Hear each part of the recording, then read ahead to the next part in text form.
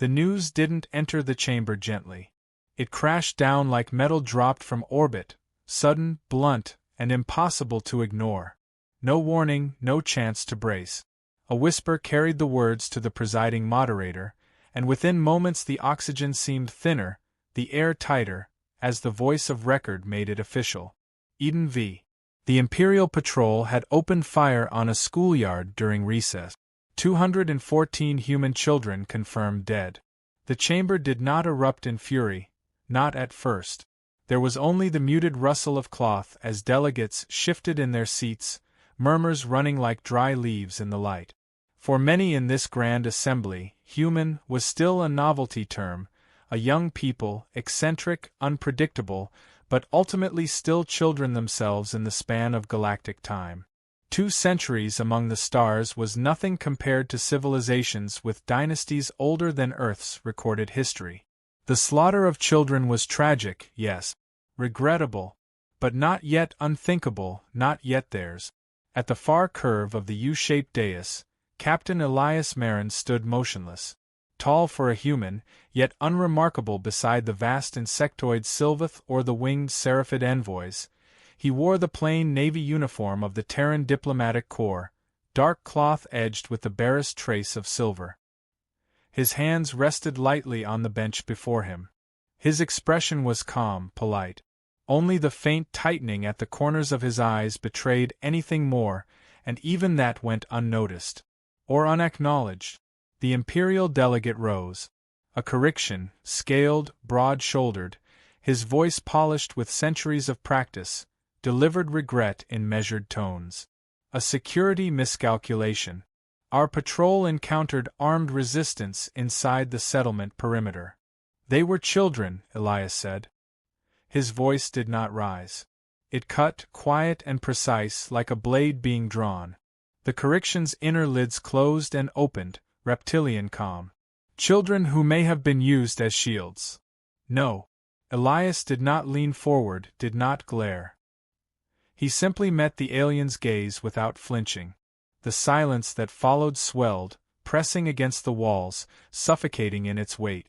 A Lothari counselor, tall, skeletal elegance wrapped in translucent silk, intervened with the grace of one long accustomed to smoothing bloodstains with words.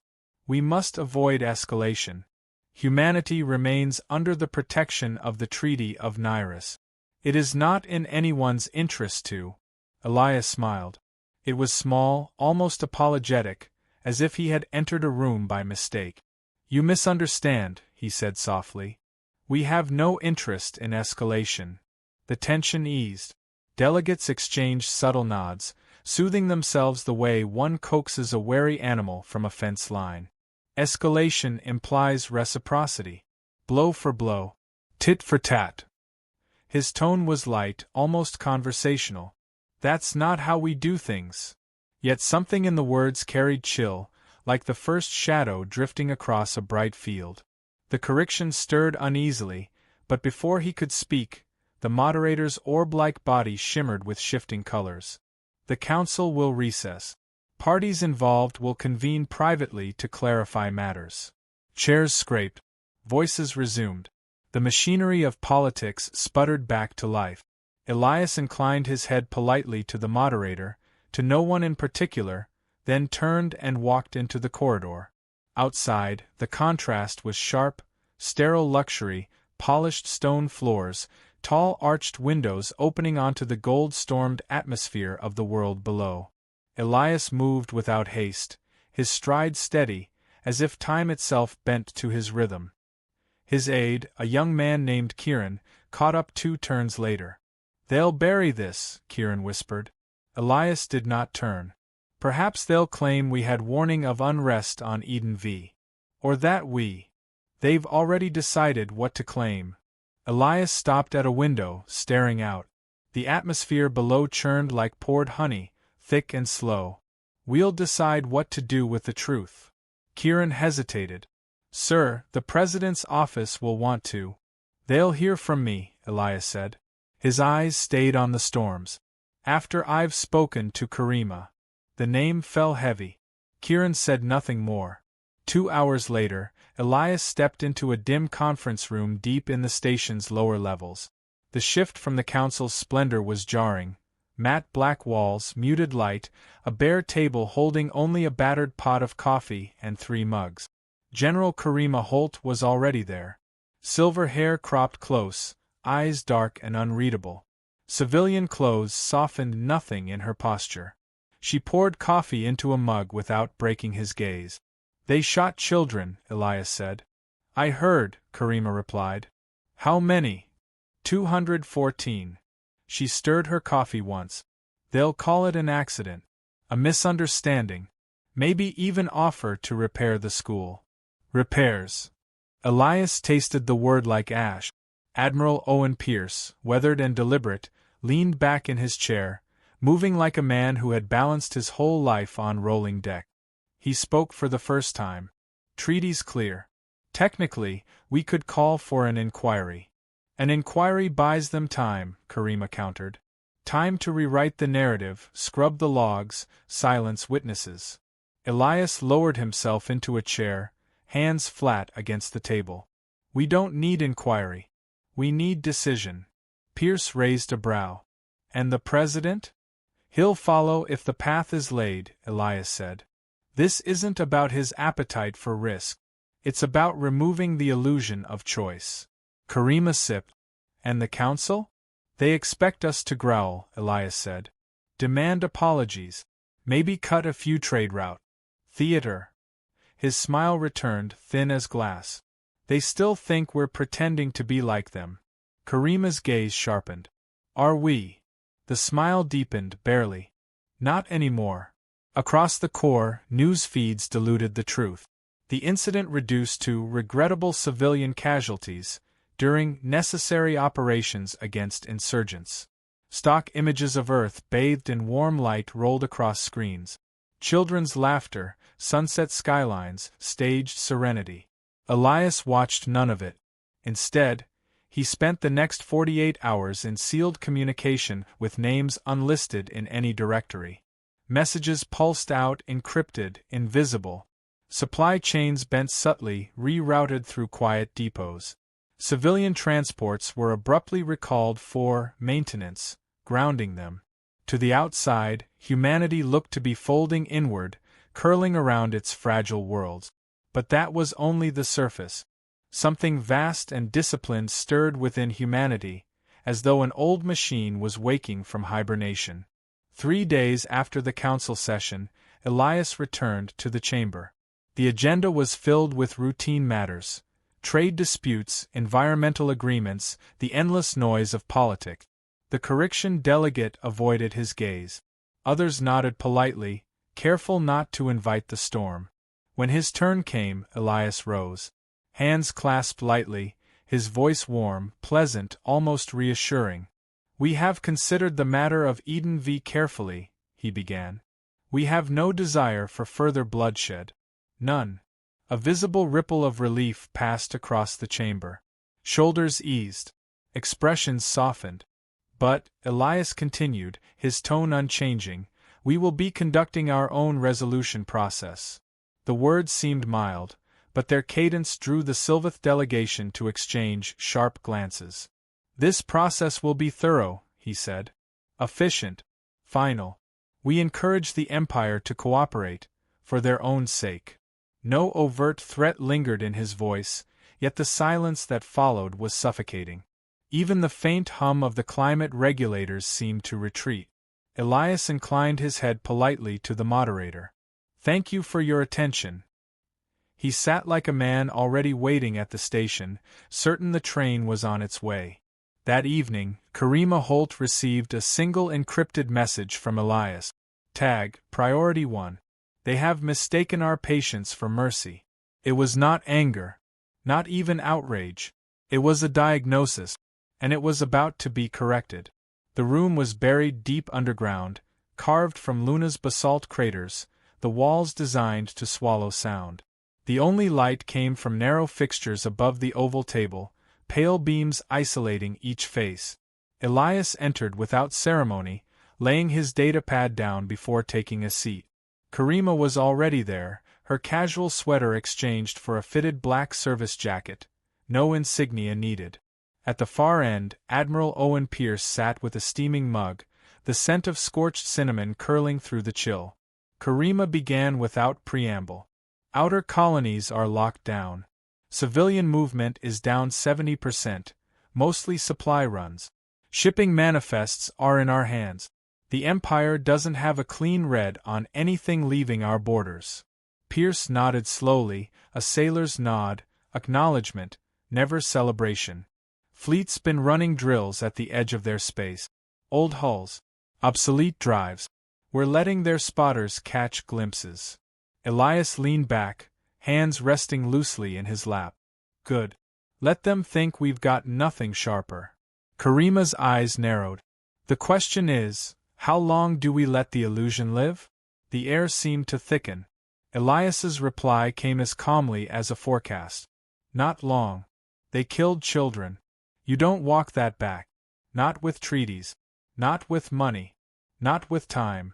The words settled heavily across the table. Pierce stared into his mug as if answers might be written in the steam. The door slid open. 3 more entered. Commander Shay Rourke, lean, restless, a tactical genius with the grace of a stone hurled through glass. Dr. Lena Voss, intelligence chief, hair bound in a severe knot, her presence sharp as wire. Minister Holland Croy, political strategist, a quiet artist of power and perception. The table was full now, the air heavier still. Lena placed a file before them. Intercepted Imperial chatter. Eden V has been classified a closed incident. Their investigation is theater. The officers have already been cleared. Karima's jaw tightened. They're counting on us to snarl a few months then move on. Croy steepled his fingers. We could leverage this. Play to the Council's sympathy. Push sanctions. No, Elias's voice was soft, but it cut across the table like steel. No speeches. No petitions. No half-measures that let the Empire believe they've paid a price. Shay's mouth twitched, the faintest ghost of a grin. So we're doing it the old way? Elias met his eyes, calm and steady. We're doing it the final way. The discussion shifted to logistics. Words spoken quietly, but weighted like lead. Routes marked not for trade but for concealed shipments, weapons buried in crates labeled as agricultural supplies. Orbital stations quietly emptied of civilians, disguised as safety inspections. Belt shipyards given new retrofit orders, civilian haulers to be reborn as armored carriers. From the outside, humanity looked as though it were closing ranks, retreating inward to lick its wounds. Inside, every blade was being sharpened. The galaxy noticed, of course. The first delegation to approach was from the Rethry Commonwealth, tall, pale beings with long necks and sea-colored eyes. They met Elias in a polished chamber high above Earth, the planet's curve vast beyond the windows. We understand your grief, their lead envoy intoned, their cadence drawn out, deliberate. But war will only. Elias lifted a hand, smiling faintly. We appreciate your concern. Truly. But this is a family matter. We will handle it ourselves. The Rethry blinked in unison, their signal of polite retreat. They left without securing restraint. 2 days later, the CERN Syndicate sent their emissary. Varen, feline-featured, scaled, restless, paced Elias's office before speaking. Humans have survived by trade. By alliances. You risk losing everything. Elias poured amber liquid into 2 glasses, set one before Varen. We risk more by teaching the galaxy that killing our children costs nothing. Tell your people we have no quarrel with them. Varen drank. He did not mistake the statement for anything less than what it was, a warning. Back in the underground chamber, Karima read the latest intel. Imperial analysts believe our fleet posture is defensive. They think our shipyards are behind. Our fuel stores low. Pierce snorted.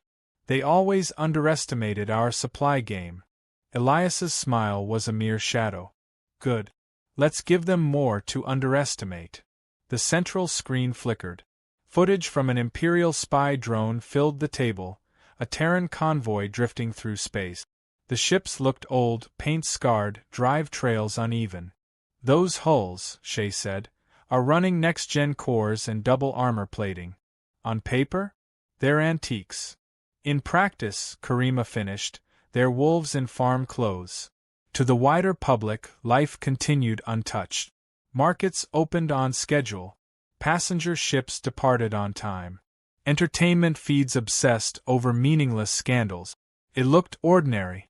But in the shadows, in asteroid hangars humming without pause, in subterranean factories where machines screamed through triple shifts, the truth thundered. Engines the size of towers rolled beneath tarp. Crates of munitions were stamped with false labels. Humanity was preparing. And the galaxy had no idea. Combat drills ran in hidden simulators, virtual arenas carefully scrubbed of any trace. While strategies sharpened in silence, something stranger unfolded. Humans began fading from the council station's familiar gathering places. The lounges, bars, and quiet corners where Terran envoys once mingled with their alien counterparts grew still. No official boycott was ever declared, but the absence was undeniable. The few who remained visible smiled politely, made small talk, but spoke of nothing meaningful. Alien gossip networks thrummed. Some claimed humanity was sulking. Others whispered that the Eden V massacre had broken their spirit. And in the dimmest corners, hushed voices carried a darker thought, that the silence was not weakness at all, but the quiet of predators before the strike. One evening, as dusk laid deep indigo across the skyline of Neo-Toronto, Elias stood on the balcony of the presidential residence. Below, the city's lights shimmered across the lake like fractured constellations. President Malric joined him. For long moments, both men watched in silence. "You're going to force my hand," Malric finally said. Elias did not look away from the water. "I'm going to give you the only hand worth playing. Do you understand the scale of what you're proposing?" "I understand the scale of what they've already done." Malric exhaled, the sound heavy as stone being lowered. "The Council will call it madness." "They called the first moon landing madness," Elias replied. "They called crossing the Atlantic in wooden ships madness. They called standing up to empires madness. It's a word used by those too comfortable to imagine necessity." "And if we fail?" This time Elias turned, his eyes locking onto the president. "We won't." The certainty in his tone was not arrogance. It was the calm of a man who had already mapped the board and placed every piece. A week later, the first real movements began. Special operations teams slipped away under the cover of long-range survey missions. Units once assigned to border patrol rotated to sealed training facilities. Fleet command orders traveled hidden inside maintenance logs. General Karima Holt read each dispatch personally, her hand steady even as sleeplessness burned her eyes. Admiral Pierce coordinated drills with the patience of the sea, sharpening crews while keeping them invisible. Dr. Lena Voss flooded Imperial networks with small, convincing lies, misinformation scattered just enough to send analysts chasing shadows. One night in the war room, Shay Rourke leaned forward over his coffee. "You think they know?"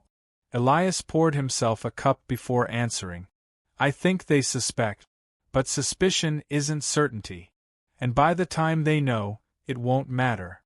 Shay chuckled low. "Feels like hunting season."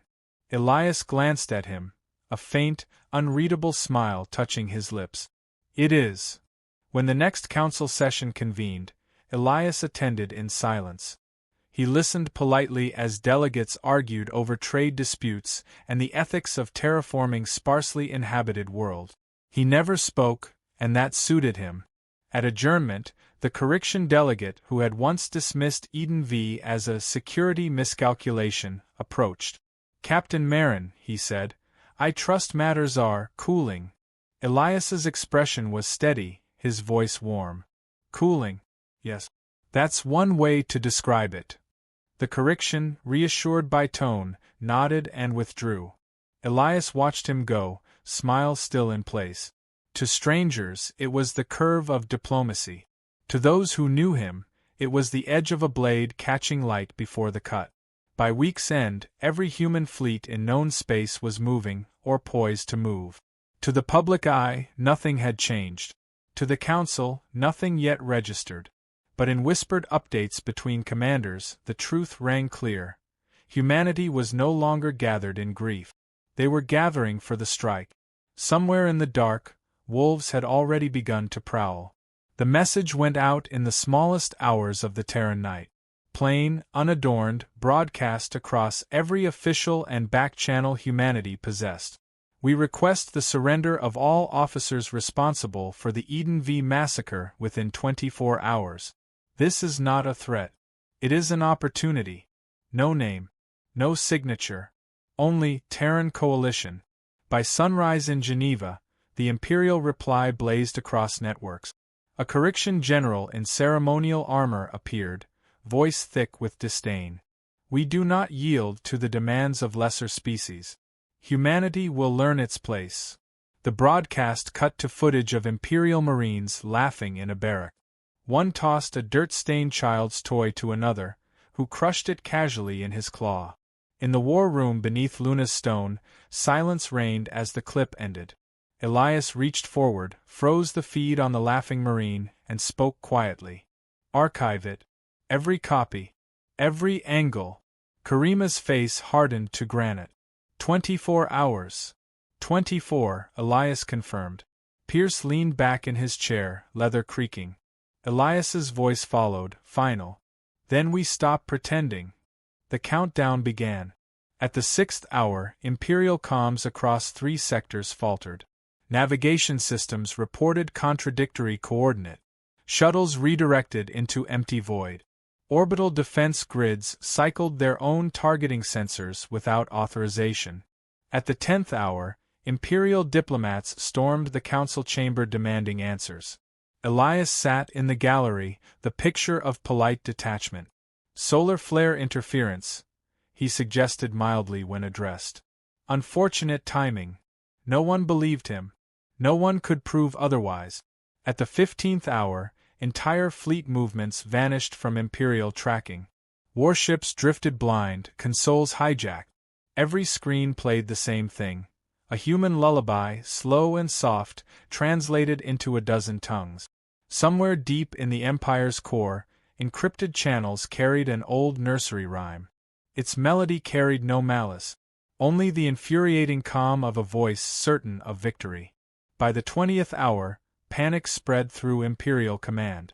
Analysts still thought it was sabotage. They hadn't realized the sabotage was already finished.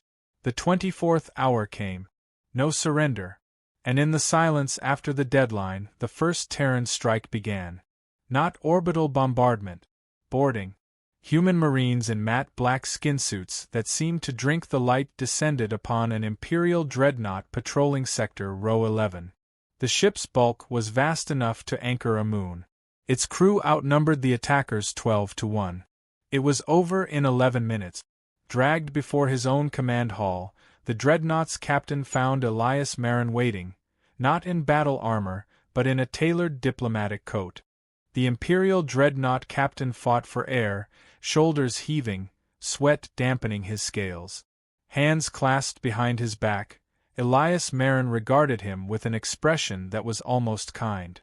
"We've been practicing," Elias said quietly. "For 2,000 years." The dreadnought had been seized intact. Its systems were gutted for intelligence before most of the crew even realized they were prisoners. Hours later, the boarding footage surfaced, deliberately injected into the same Imperial networks that once mocked Eden V. The laughter ended overnight. Silence filled its place. The Empire's first counterstrike came swift, an armada racing toward what scouts described as a vulnerable Terran outpost near the Mirith Belt. Their reports spoke of outdated defense platforms, a thin garrison. Easy prey. They never reached firing range. Among the asteroids, Terran destroyers lay hidden, stealth profiles fine enough to slip past the Empire's most advanced sensors. They emerged as phantoms, struck in synchronized bursts, and melted back into shadow. By the time the Imperial flagship registered the assault, Half its escorts were already fragments drifting in the void. To Imperial eyes, it seemed the humans were fighting with ghosts. The Council could no longer pretend neutrality. Delegates filled the chamber, voices layered in panic, outrage, and a strange awe. Some demanded ceasefire. Others pressed for intervention against humanity. A few, very few, argued for letting the fire burn itself out.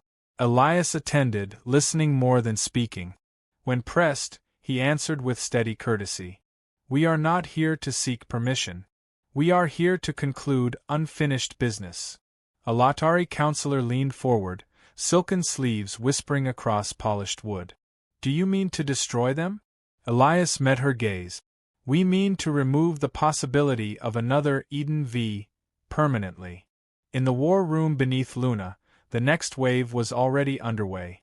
"They've pulled 2 fleets back toward the core," Karima Holt reported. "Just as we wanted," Admiral Pierce grunted. "They think we're chasing vengeance. What we're actually chasing is blood." From the console, Shay Rourke flashed a wolfish grin. "They'll figure it out." Elias poured himself coffee, unhurried. "By then, they'll be standing exactly where we want them." The war spilled across open channels. Terran task forces appeared deep inside fortified Imperial zones, striking colonies once thought untouchable. Garrisons surrendered without orbital devastation, overwhelmed by squads that moved with terrifying precision. Captured officers were all treated the same. They were shown the archived footage of Eden V in silence, then escorted to holding cells. No commentary. No speeches. The point was clear. Whispers began among alien observers. A phrase repeated, soft but certain. "The teeth are out." 2 weeks into the campaign, a Council intelligence officer named Jane approached Elias in a quiet docking bay. His people had no pupils, but his voice carried reluctant respect. "I thought humans built ships for show," Jane said. "I thought you only fought when cornered." Elias studied him. "You thought wrong. What happens when the Empire sues for peace?" Elias's smile was patient. "They won't. And if they do? Then we'll see if they mean it." On the Empire's third-largest world, a grand military parade dissolved into chaos. At the height of ceremony, the skies blackened, the power grid collapsed, and every screen across the capital flickered to life. The image appeared: the Eden V schoolhouse. Children smiling in the midday sun. No words. No demands. Only the image.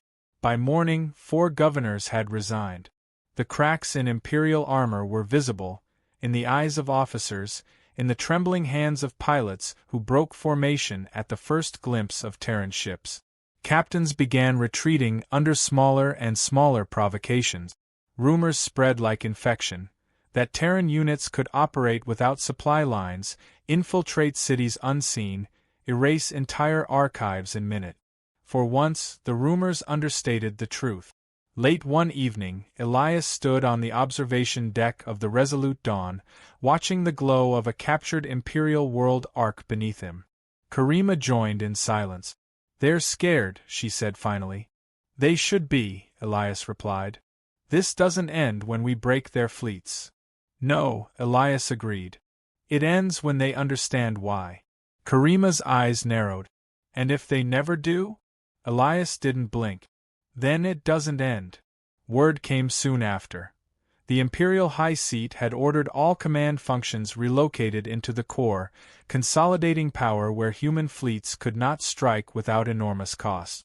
Elias read the report, closed it, and said one word: "Perfect." Pierce leaned forward. "You want them to pull in tight?" "It's easier to close a trap," Elias replied, "when your prey walks into it willingly."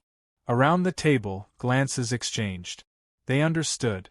The next phase would not be surgical raids or careful captures. It would be decisive. In the dim glow of the war maps, Imperial space shrank, red halos collapsing beneath Terran pressure. From afar, it looked like survival. From the Resolute Dawn, it looked like prey curling into the snare. "They think they're regaining control," Karima said, arms folded as the holographic map pulsed in crimson and blue. But all they're doing is clearing our approach. Pierce's gravel voice rumbled. They'll fortify the core. Layered shields, orbital guns, predictive AIs. Good, Elias murmured, his eyes fixed on the shrinking halo. We've built this entire campaign to make them think that's the smart play. Weeks of maneuver had guided them here. Fleets appearing and vanishing like smoke, feigned retreats, surgical strikes. Every engagement had bent Imperial forces along predictable lines. Every capture, every withdrawal, every whisper of weakness had shepherded them inward. It was war as a shepherd's crook, guiding without seeming to. Shay Rourke swaggered into the chamber, his grin sharp as a blade. Perimeter teams report all civilian traffic in the core is being locked into secure ports. Military convoys only. We've already slipped half our supply transports into their lines. Elias glanced up. Suspicion? Shay shook his head. None they'll act on. They're too busy choking each other over flagship assignments. The mood was taut, drawn tight like a bowstring held for days. In the silence between words, the unspoken truth pressed at the edges. Something vast was about to move. There would be no second chance. If the trap failed, the war would dissolve into a years-long bleed. Karima Holt tapped the holographic map with precision. Our forward elements are in position. Once we breach the core's outer grid, there's no turning back. You certain? Admiral Pierce's mouth curved faintly. Vari's Prime will hold. I promised them they'd be the first to dock at Imperial Command. They'll bleed for that honor. Elias let the conversation unfold, listening as one who weighed every piece on the board. At last he spoke. It's time. The first stage unfolded in silence, deep in the Black Gulf. From the shadows of the Ort clouds, human dreadnoughts emerged.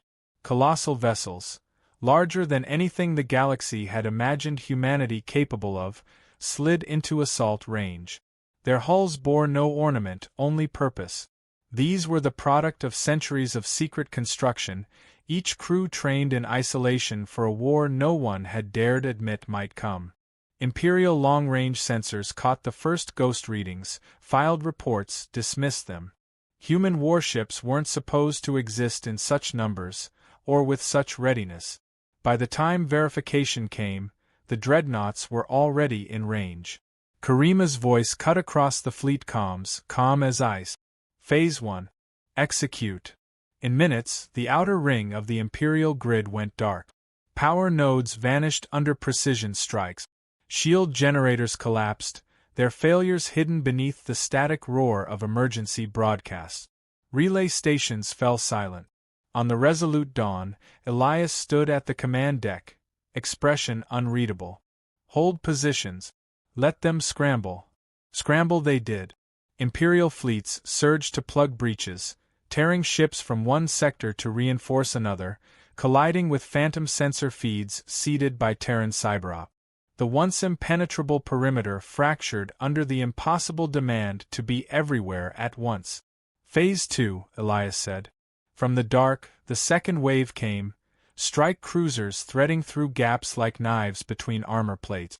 They did not linger in pitched battles. They cut arteries. Supply lines, command relays, communications hubs. Every vein of the Imperial war machine severed, bleeding into chaos. On the Dawn's bridge, a comm officer turned.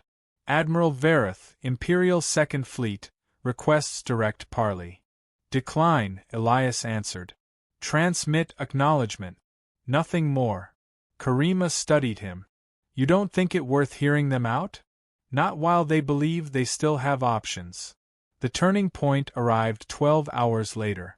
With the outer grid in ruins, Imperial Command collapsed its reserves inward, forming a wall of warships around the homeworlds. To the Empire, it was a display of strength. To Terran eyes, it was a bottleneck begging to be sealed. From his forward position, Shay Rourke's voice came across secure channels. Core fleets locked in. One chance to close the door. Close it, Elias replied. The Terran flanks surged forward, not in desperation, but with the precision of an executioner's step. Mines drifted into firing positions. Platforms disguised for years as merchant stations shed their facades, revealing weapon arrays. The corridor narrowed to a single navigable route, and there, waiting silently, humanity's heaviest warships lay in ambush. By the time the last Imperial convoy realized the truth, it was too late. "There's no way out," one transmission cried. "The Terrans are here." In the council chamber, chaos reigned. Delegates shouted over one another, some demanding to halt the bloodshed, others demanding action against the humans. Elias was summoned. He stood, hands clasped loosely. "We asked for justice," he said evenly. "We were refused. We asked for the guilty to be surrendered. We were mocked. Now we will ensure the Empire cannot harm us again." "And at what cost?" demanded a Lothari counselor. Elias met her gaze. "Whatever cost prevents the next Eden V." He left before they could vote on any resolution. In the war room, the final briefings were underway. Karima's tone was steel. "Once we breach, we take their command intact if possible. Kill only as necessary. Every officer captured alive is a message. This isn't slaughter, it's removal." Pierce nodded once. "Fleet is primed. Waiting on your word." Elias looked around the table, memorizing the faces of those who had planned, waited, and bled in silence. "Begin final approach." Engines flared across the dark. On Imperial sensors, the Terran fleets resolved into unmistakable signatures. There was no subtlety left. The trap was visible and inescapable. "They're panicking," Karima observed. Elias's voice was soft. "Let them." The first salvos lit the void. White gold arcs seared across the black. Imperial ships fought with desperation, but their formations shattered beneath precision strikes that seemed to know each move before it was made. Terran fire wasted nothing on armor. Cut engines, crippled comms, gutted weapons. Vast warships drifted helpless, blind in the dark. On the resolute dawn, surrender requests flooded comms. Elias ignored them. "We take command first," he said. "Then we decide who surrenders." Pierce's fleet plowed through the central axis, breaking the Imperial line in less than an hour. By the time the second Terran wave joined, the defenders were already folding, retreating toward their homeworld citadel. Karima gave the final order. "Secure their command spire. Minimal collateral. Every officer alive." Dropships launched in tight formation, disappearing into atmosphere. From the observation deck, Elias watched the planet swell beneath them, oceans glittering beneath twin suns. He thought of Eden V, not the smoke and the blood, but the photographs before. Bright walls. Children's laughter. Painted murals in the sun. The memory was not sentiment. It was fuel. On the comms, Karima's voice came through, steady. "Command spire secured. Resistance minimal." They didn't believe we'd ever come this far. The war was not yet history. But its ending was inevitable. Humanity had proven, beyond denial, that there would never be another Eden V. And as we close this chapter, traveler, ask yourself, in these vast galaxies, what would you fight for? What line would you refuse to let be crossed? If you've walked this far with us, join the voyage. Subscribe for the next story. Like, share, and leave your thoughts. Tell us what kind of worlds you want to see. Because the stars hold endless wars, endless wonders, and together, we will step into them.